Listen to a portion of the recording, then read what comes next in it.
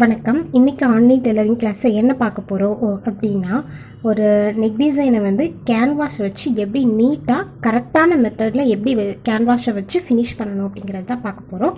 So வீடியோவை முழுசாக பாருங்கள். அதுக்கு முன்னாடி நம்ம சேனலை சப்ஸ்கிரைப் பண்ணாதவங்க சப்ஸ்கிரைப் பண்ணிடுங்க. வாங்க வீடியோக்கு போகலாம். இப்போ நம்ம என்ன நெக் டிசைனாலும் எடுத்துக்கலாம். ஸோ நம்ம ஃபஸ்ட்டு வந்து கேன்வாஸில் நெக் டிசைனை வரைஞ்சிட்டு வெளியில் வந்து 1 இன்ச் அளவுக்கு நம்ம வந்து அகலம் வந்து, அதாவது கேன்வாஸோட அகலம் வந்து 1 இன்ச் இருக்கிற மாதிரி பார்த்துக்கலாம். இது அவங்கவுங்களோட விருப்பம் தான். குறைக்கிறனாலும் குறைச்சிக்கலாம், இல்லை கூட்டினாலும் கூட்டிக்கலாம். ஸோ நெக் டிசைனை ஃபஸ்ட்டு கேன்வாஸில் வரைஞ்சிட்டு அதுக்கப்புறம் நம்ம கட் பண்ணி எடுக்க போகிறோம். நிறைய எக்ஸ்பீரியன்ஸ் ஆனவங்க கூட கேன்வாஸ் எப்படி ஃபினிஷ் பண்ணுவாங்க அப்படின்னா, நம்ம வந்து ஜஸ்ட் கேன்வாஸ் அவங்க ஃபினிஷ் பண்ணும்போது வெளியில் வந்து சிலர் ஃபினிஷ் பண்ணும்போது கேன்வாஸ் வந்து தெரியும். சிலருக்கு அந்த ஒயிட் இருக்குல்ல, அந்த இடம் வந்து கொஞ்சம் சில அந்த கார்னர் பக்கத்துலலாம் தெரிகிற மாதிரி இருக்கும். ஸோ கார்னரில் கூட கேன்வாஸை வந்து கரெக்டாக எப்படி ஃபினிஷ் பண்ணணும், எந்த இடத்துலையுமே அந்த கேன்வாஸ் தெரியாத மாதிரி எப்படி நீட்டாக ஃபினிஷ் பண்ணணும் அப்படிங்கிறத பார்க்க போகிறோம். ஸோ இப்போ நெக் டிசைனை வந்து கட் பண்ணிட்டோம். என்ன பண்ணியிருக்கேன்னா, பேண்ட் கிளாத்தை தான் இதில் பேட்சப் பண்ண போகிறோம். ஸோ என்ன பண்ணியிருக்கோன்னா, 2 பீஸ் பேண்ட் கிளாத் வந்து கட் பண்ணி எடுத்துருக்கிறேன். ஓகேவா? மேலே நார்மலாக எல்லோரும் செய்யக்கூடியது 1 பீஸ் தான் நம்ம கட் பண்ணி எடுப்போம். ஸோ கேன்வாஸை நீட்டாக ஃபினிஷ் பண்ணணும் நமக்கு, அதனால் 2 பீஸாக கட் பண்ணி எடுத்துருக்கிறேன். எடுத்துகிட்டு வெளியில் இருக்கக்கூடிய அவுட்டர் லைன் மட்டும் ஃபஸ்ட்டு வந்து ஸ்டிச் பண்ணிக்கலாம். நண்டு கால் அளவுன்னு சொல்லுவோம் தெரியுமா? ஸோ அந்த மாதிரி நீங்கள் கரெக்டாக ஸ்டிச் பண்ணிக்கோங்க. அந்த அளவில் நீங்கள் ஸ்டிச் பண்ணால் போதும், சரியாக இருக்கும் உங்களுக்கு. கார்னர்லாம் கரெக்டாக பார்த்து நீங்கள் தைச்சிங்க அப்படின்னா நமக்கு சரியாக வந்துடும். ஸோ எதுக்காக 2 கிளாத் கொடுக்குறேன் அப்படின்னா, நம்ம தச்சுட்டு திருப்பும்போது பாருங்கள் உங்களுக்கே தெரியும் அதோட ஃபினிஷிங் எப்படி இருக்குது அப்படின்னு சொல்லிட்டு. ஸோ இப்போது கரெக்டாக எக்ஸாக்டாக ஒரு 1/2 இன்ச் மட்டும் விட்டுட்டு மீதியை நீங்கள் வந்து எக்ஸஸாக இருக்கிறத ஃபுல்லாக அந்த ஷேப்புக்கு தகுந்த மாதிரி கட் பண்ணி விட்டுருங்க. ஒரு 1/2 இன்ச் போதும் நமக்கு, ஏன்னா அது வந்து ஃபஸ்ட்டு அவுட்டர் லைனை தான் நம்ம வந்து திருப்ப போகிறோம். அதுக்காக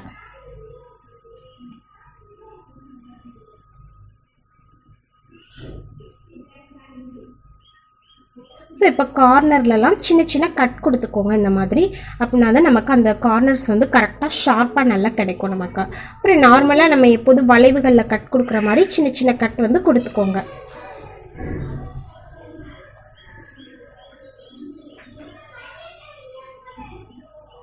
ஸோ இதில் நான் 2 பீசஸ் பேண்ட் கிளாத் வந்து வச்சுருக்கேன். ஓகேவா? இப்போ நம்ம கட் எல்லாமே கொடுத்தாச்சு. இப்போ மிட் பாயிண்ட் பார்த்துக்கிறோம். ஏன்னா நம்ம வந்து சுடிதார் கிளாத்தில் வந்து நம்ம அப்படியே நெக்கை வந்து கட் பண்ணி திருப்புறோம்ல, ஸோ அதுக்காக சென்டர் பார்த்துக்கிறோம்.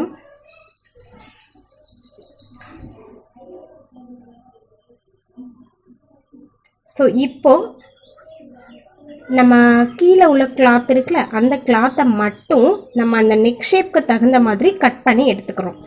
வேறு எதுவுமே செய்யலை.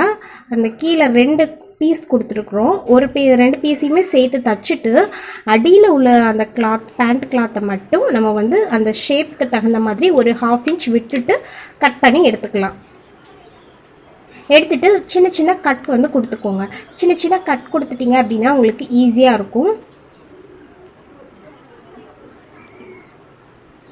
ரொம்ப டீப்பாக கட் பண்ணணும்னு இல்லை, வளைவுகள் இருந்தால் மட்டும் நீங்கள் கட் கொடுங்க. இல்லைன்னா கரெக்டாக அந்த அளவுக்கே நீங்கள் கட் பண்ணி விட்டுட்டீங்க அப்படின்னா உங்களுக்கு சரியாக இருக்கும்.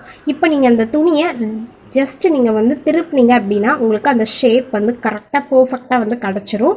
கேன்வாஷ் வந்து அவுட் சைட்லேயும் உங்களுக்கு ஃபினிஷிங் நீட்டாக இருக்கும். அந்த ஒயிட்டாக நிறைய பேர் ஃபினிஷ் பண்ணும்போது தெரியும் கேன்வாஷ் வந்து பார்க்குறதுக்கு. அதுவும் வாஷ்லாம் பண்ணிட்டாங்கன்னா அந்த கேன்வாஷ் வந்து ரொம்பவே விசிபிளாக தெரியும். ஸோ அந்த மாதிரி இதில் வந்து உங்களுக்கு வந்து இருக்காது. ஸோ இப்போ நல்லா எடுத்து விட்டுட்டு கொஞ்சம் கொஞ்சமாக அந்த மாதிரி தைக்க ஆரம்பிக்கலாம். நீங்கள் திருப்பிட்டு கட் கொடுக்கணுங்கிறது கிடையாது, ஏன்னா நம்ம கேன்வாஷ்லேயே தையல் போட்டிருக்கிறதுனால நீங்கள் கட் கொடுக்காமலே நீங்கள் வந்து தையல் போட்டுடலாம். உங்களுக்கு நீட்டாக ஃபினிஷிங் வரும். கார்னர் வரும்போது மட்டும் இந்த மாதிரி கரெக்டாக அந்த கார்னரை வந்து நீடில் பாயிண்ட் வச்சு எடுத்து விட்டுட்டு அதுக்கப்புறம் நீங்கள் தையல் போட்டிங்க அப்படின்னா ரொம்பவே நீட்டாக ஃபினிஷிங் வந்து உங்களுக்கு கிடைக்கும். ஆனால் கரெக்டான மெத்தட் கேன்வாஷ் ஃபினிஷ் பண்ணணும் அப்படின்னா இதுதான் ஒரு கரெக்டான மெத்தட் உங்களுக்கு.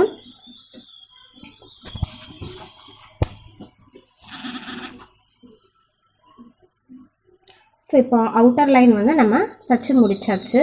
அவுட்டர் லைன் ஃபினிஷ் பண்ணிட்டோம். இனிமேல் நம்ம வந்து தைக்கிறது வந்து நார்மலாக எப்போதும் எல்லாருமே தைக்கக்கூடிய கேன்வாஷ் மெத்தடில் தான் நம்ம வந்து ஃப்ரண்ட் சைடு இனி வந்து ஃபினிஷ் பண்ணுவோம். அதாவது இன்னர் லைன் வந்து ஸ்டிச் பண்ணி திருப்போம்ல நெக், அது வந்து இருக்கும் ஃபினிஷிங் பார்க்குறதுக்கு. இப்போ சுடிதார் கிளாத்தில் நான் நெக் எதுவுமே கட் பண்ணல.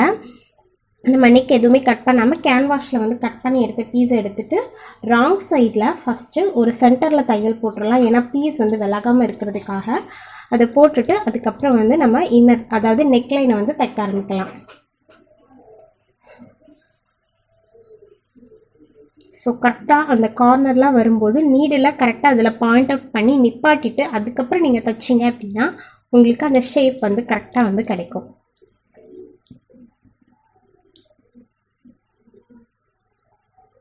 ஸோ இப்போ நெக்லைனை உள்ள பீசஸ் வந்து எக்ஸஸாக உள்ளதை ஃபுல்லாக நம்ம கட் பண்ணி எடுத்துடலாம்.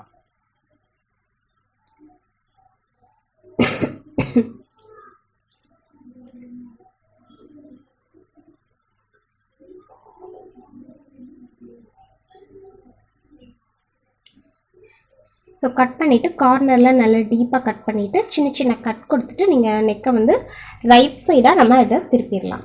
ஸோ நமக்கு நீட்டாக வந்து ஃபினிஷிங் வந்து கிடச்சிடும்.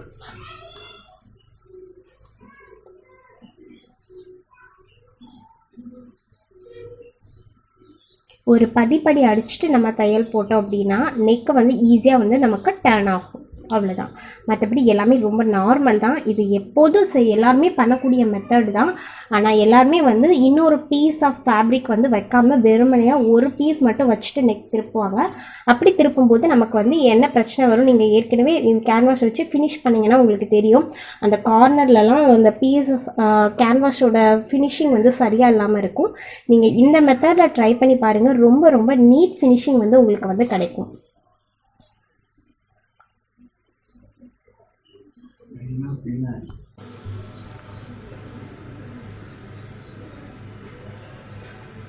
ஸோ நமக்கு கார்னரில் எல்லா பக்கமுமே ரொம்ப நீட்டாக வந்து ஃபினிஷிங் வந்து கிடைக்கும். ஒரு கேன்வாஷை ஃபினிஷ் பண்ணணும் அப்படின்னா இதுதான் சரியான மெத்தட். ஒரு பிகினர்ஸாக இருந்தீங்க அப்படின்னா நீங்கள் இந்த மெத்தட்லேயே நீங்கள் வந்து ப்ராக்டிஸ் பண்ணிங்க அப்படின்னா தான் எல்லா நெக் டிசைனுமே நீங்கள் இந்த மெத்தடில் வந்து ஃபினிஷ் பண்ணி பார்த்தீங்க அப்படின்னா உங்களுக்கு நீட் ஃபினிஷிங் வந்து கிடைக்கும்.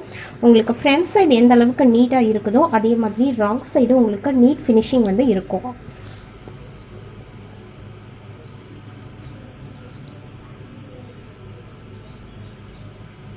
ஸோ பார்த்தீங்கன்னா தெரியும் எவ்வளவு நீட்டாக வந்து நமக்கு ஃபினிஷிங் வந்து இருக்குது அப்படின்னு சொல்லி. நம்மளோட ராங் சைட் நமக்கு இந்த மாதிரி இருக்கும். ஸோ இதுதான் ஒரு கேன்வாஷை வந்து பர்ஃபெக்டாக ஃபினிஷிங் பண்ணக்கூடிய மெத்தட்.